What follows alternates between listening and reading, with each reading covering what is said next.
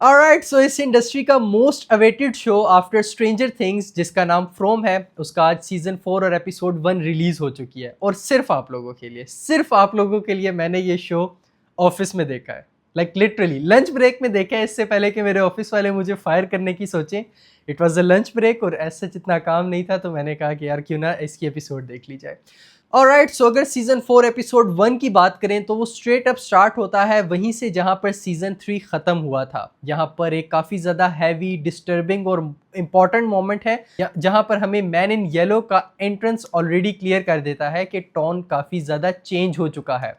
और सबसे पहली चीज जो हमें फील होती है वो ये है कि ये एपिसोड इंटेंशनली काफी ज्यादा स्लो है। लाइक नॉर्मली फ्रॉम के जो एपिसोड्स होते हैं वो थोड़ा सा स्ट्रेच्ड आउट फील होते हैं। जो कन्वर्सेशन है एक ही चीज को 2 से 3 जगह पर वो दिखाते हैं डिफरेंट पर्सपेक्टिव से, which is a good thing.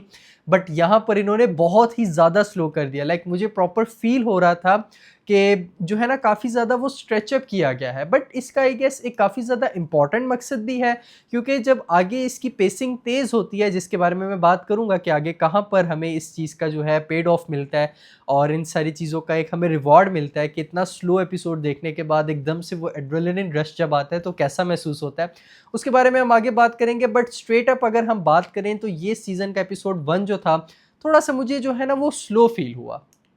Episode के अंदर हम देखते हैं कि करेक्टर्स अब काफ़ी ज़्यादा फ्रैक्चर्ड और सेचुरेटेड हो चुके हैं। हर ग्रुप अपने अपने सर्वाइवल मोड में है। बॉयड का जो मेंटल स्टेट है वो ऑलरेडी काफ़ी ज़्यादा ब्रेक होता हुआ नज़र आया था सीज़न 3 में। बट सीज़न 4 में तो ऑलरेडी उसे काफ़ी ज़्यादा मेंटली तोड़ दिया गया। Like literally he is counting the bullets कि एक ही दफ़ा अगर हम सारे लोगों को मार दें तो शायद ये साइकिल जो है वो ब्रेक हो जाए। अब इस साइकिल के बारे में भी मैं आगे बात करूंगा कि ये क्या चीज़ है और डिफरेंट शोज़ के साथ ही किस तरीके से कोरिलेट कर, जैसे कि it, welcome to the dairy, और जैसे कि अप्रैल का एक शो था जिसका नाम सेवरेंस था। काफ़ी ज़्यादा सिमिलैरिटीज़ फील होती हैं। आगे मैं आपको बताऊंगा क्यों ऐसे। कल बॉयड का जो मेंटल कैपेबिलिटी है वो काफ़ी ज़्यादा, मैं कहता हूँ, ख़त्म हो चुकी। Like literally he is done it. मतलब उसको अब समझ नहीं आ रहा कि भाई किस तरीके से मैं चीज़ें आगे लेके चलूँ। हमें एक विक्ट्री मिली थी जब हमने स्माइली को जो है इतनी मुश्किल से मारा था, जहाँ पे वो इसका काफ़ी ज़्यादा फेमस जो है ना वो डायलॉग था, that my blood is your blood. काफ़ी ज़्यादा आइकॉनिक सीन था वो। लेकिन एक बंदे को मारने के बाद वो बंदा दोबारा पैदा हो गया। लाइक लिटरली फातिमा के अंदर से जब वो बंदा सीजन 3 के एंड में निकला था, आई वाज सो शॉक कि भाई ये क्या चीज़ें चल रही हैं यहाँ पे। लाइक ये चीज़ें हम फ्रॉम से एक्सपेक्ट तो करते हैं कि जिस तरीके का वो गोर और जिस तरीके का काफ़ी ज़्यादा अपसर्ड चीज़ें वो दिखाते हैं, बट यहाँ पर तो उन्होंने बिल्कुल हद ही पार कर दी थी। और आगे हमें पता चलता है कि किस तरीके से उसने कैनी को भी डराया। और कैनी से याद आया, कैनी के साथ आगे कुछ बहुत ज़्यादा भयानक होने वाला है, उसके बारे में भी बताऊंगा आगे। इस एपिसोड का सबसे ज़्यादा जो स्ट्रॉन्ग सेगमेंट था वो फैमिली के एंट्रेंस वाला सीन था। लाइक जहाँ पर मैंने आपको कहा था ना कि ये एपिसोड काफ़ी ज़्यादा स्लो फील होता है, वहीं पर जब ये हमारा जो फील हुआ कि जैसे ये एक वो पेस्टर वाली एंट्री हुई और उसके साथ उसकी एक बेटी थी ग्लासेस के अंदर, लाइक काफ़ी ज़्यादा क्यूट थी। तो वो एक काफ़ी ज़्यादा जो है ना, पहले तो हमें सीन काफ़ी ज़्यादा नॉर्मल लगता है क्योंकि फ्रॉम सीज़न के अंदर हम जो है गाड़ियों को चलते हुए नहीं देखते, तो ये इटसेल्फ एक बहुत ज़्यादा बड़ी चीज़ है कि अच्छा एक गाड़ी चलते हुए आ रही है। और जब भी इस तरीके से गाड़ी चलते हुए आती है तो हमें पता चलता है क्योंकि और भी ज़्यादा लोग जो हैं इस टाउन के अंदर आ रहे हैं।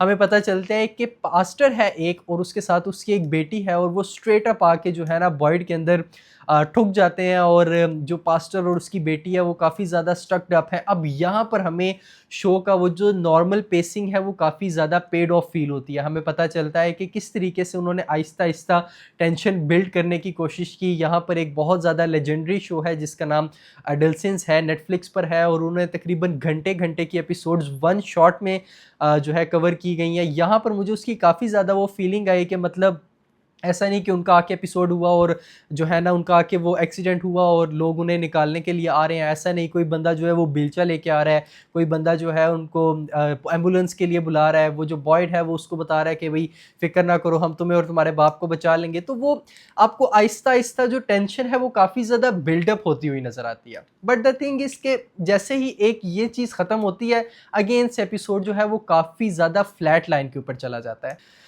सो ये इटसेल्फ हमारी ना पूरी एक तरीके से जो एपिसोड है उसको रैप अप कर देता है। लेकिन अब यहाँ से काफ़ी ज़्यादा इंटरेस्टिंग पैटर्न स्टार्ट होता है जो कि शो हमेशा हमें जो है ना वो यूज़ करता हुआ नज़र आता है। वो ये है कि कभी भी आपको स्पून फीडिंग नहीं करवाई जाती। लाइक स्टोरी टेलिंग और सिनेमा में स्पून फीडिंग उस चीज़ को कहते हैं कि स्ट्रेट अप आपको बता दिया जाए कि यार 1+1=2। जैसे कि क्रिस्टोफर नोलन जो है उनको काफ़ी ज़्यादा इस तरीके से क्रिटिसिज्म फेस करना पड़ता है। Like he is a legendary director, but उनको इस चीज़ के ऊपर काफ़ी ज़्यादा क्रिटिसिज्म फ़ील करना पड़ता है कि आपकी मूवीज़ के अंदर स्पून फीडिंग काफ़ी ज़्यादा होती है। जब इंटरस्टेलर के अंदर वो जो है ना बंदा उन्हें ब्लैक होल और वर्म होल के बारे में बता रहा होता है, तो काफ़ी ज़्यादा जो है ना स्पून फीडिंग होती है। ये चीज़ हमें फ्रॉम के अंदर नहीं मिलती। फ्रॉम के अंदर हमारे पास जो स्पून फीडिंग है वो काफ़ी ज़्यादा कम है। लोग आपस में एक दूसरे के साथ बताने की बजाय हमें जो है ना एक्सपीरियंस करवाना ज़्यादा पसंद करते हैं। हमें वो दिखाना ज़्यादा पसंद करते हैं और इसी चीज़ के अंदर जो थ्योरीज़ हैं वो काफ़ी ज़्यादा अच्छे से फॉर्म होती हैं। जैसे कि मैन इन येलो का जो डायलॉग है कि तुम इस स्टोरी को चाहकर भी चेंज नहीं कर सकते। मतलब ये सिर्फ एक डायलॉग नहीं है, ये काफ़ी ज़्यादा जो है ना एक तरीके से स्टोरी का लेआउट और स्टोरी का जो ग्राउंड वर्क है वो ले कर देता है। हमें पता चलता है कि जो मैन इन येलो है वो ऑलरेडी ये सारी चीज़ें कर चुका है। लाइक वो लिटरली उस लड़की से पूछता है कि तुम किस यूनिवर्स से हो या किस टाइमलाइन से हो। तो यार यहाँ पे जो मेरा वो थ्योरी वाला दिमाग है ना वो काफ़ी ज़्यादा चलना शुरू हो जाता है, क्योंकि ऑलरेडी हमने 1 से 2 सीज़न में ये चीज़ देखी है। स्पेशली अगर हम बात करें it welcome to the dairy में, जहाँ पे जो क्रीचर है इट, वो भी इसी चीज़ को जो है ना एक्सपीरियंस करता है। मतलब कि वो टाइम को as a linear form experience नहीं करता। मतलब टाइम यहाँ से शुरू होकर यहाँ पर उसके लिए ख़त्म नहीं होता, बल्कि वो यहाँ से लेके यहाँ तक जब उसकी पैदाइश और जब उसका एंड है, वो हर चीज़ को एक साथ हर टाइम एक्सपीरियंस करता है।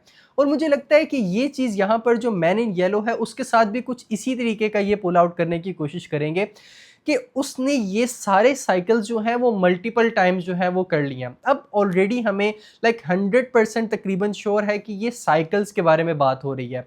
आगे हमें दूसरे डायलॉग्स भी इस चीज़ के ऊपर मिलते हैं कि हम ऑलरेडी इस चीज़ को काफ़ी दफ़ा जो है ना वो जी चुके हैं और काफ़ी ज़्यादा हम यहाँ पर इस टाउन के अंदर आ चुके हैं और हमने इन लोगों को बचाने की कोशिश की है, जो अंगूठी किड्स हैं उनको बचाने की कोशिश की है, बट हम वो फेल हो जाते हैं। और जो मैन इन ब्लैक का फेमस डायलॉग है कि this is my favourite part because this is where they are gonna tear themselves apart. तो हमें पता चलता है कि ये ऑलरेडी ये सारी चीज़ें जो है वो एक्सपीरियंस कर चुका है। इसको ऑलरेडी पता है कि क्या होने वाला है, किस तरीके से होगा। इसी तरीके से जब हमें एंड में पता चलता है कि वो लड़की जो पास्टर के साथ आई थी वो उसकी बेटी नहीं थी, बल्कि वो खुद मैन इन येलो था।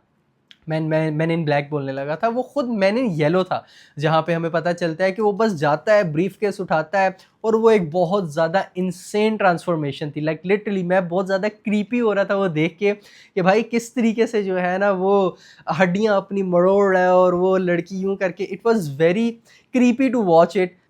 देन इसके बाद एक थ्योरी और है जो कि ऑलमोस्ट यहाँ पर कंफर्म हो चुकी है कि जितने भी यहाँ पर क्रीचर्स हैं वो सिर्फ ये नाटक कर रहे हैं। वो सिर्फ और सिर्फ ये एक्ट कर रहे हैं कि ओहो अगर आपने वो तेलिज़म जो है अपने दरवाजे के ऊपर या खिड़की के ऊपर टांग दिया तो हम तो अंदर आ ही नहीं सकेंगे और हम तो जो है ना बड़े बेवकूफ़ हैं। भाई ये प्रॉपर फेक चीज़ है। मैं अभी से आपको ये चीज़ बता रहा हूँ। आगे अगर इस सीज़न में ये चीज़ जो है रिवील हुई तो आप लोग बिल्कुल भी जो है वो उस तरीके से सरप्राइज़ ना होना, क्योंकि ऑलरेडी काफ़ी ज़्यादा सिंपल इन्होंने इस चीज़ को कर दिया है। मतलब कि अब वो मैन इन येलो जो है वो भी एक तरीके से ये क्रीचर ही है और वो इजीली तेलिज़म को जो है वो टच भी कर रहा है और वो घर के अंदर तेलिज़म होने के बावजूद आ भी चुका है।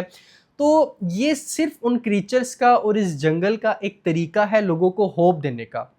जब हमें पता चलता है कि बॉयड के सामने जो कैरी है उसकी माँ को मार दिया जाता है, हमें पता चलता है कि भाई वो कितना ज़्यादा खुश हो रहे हैं। And it's one of the most fabulous shot they have ever created. जिस तरीके से उन्होंने बॉयड के सामने उसको बांधा और वो जिस तरीके से उसको जो है ना चीर फाड़ के खा रहे होते हैं और हमें सिर्फ कैनी की माँ की जो है वो चीखें सुनाई दे रही होती हैं और उसका कोई विजुअल नहीं है, कुछ भी नहीं दिखाते कि वो किस तरीके से उसको मार काट रहे हैं, कुछ भी नहीं। सिर्फ हमें बॉयड के एक्सप्रेशंस दिखाए जाते हैं और एक्सप्रेशन से ही हमें पता चल जाता है कि उस लड़की के साथ, कैनी की माँ के साथ क्या चीज़ें हो रही होंगी।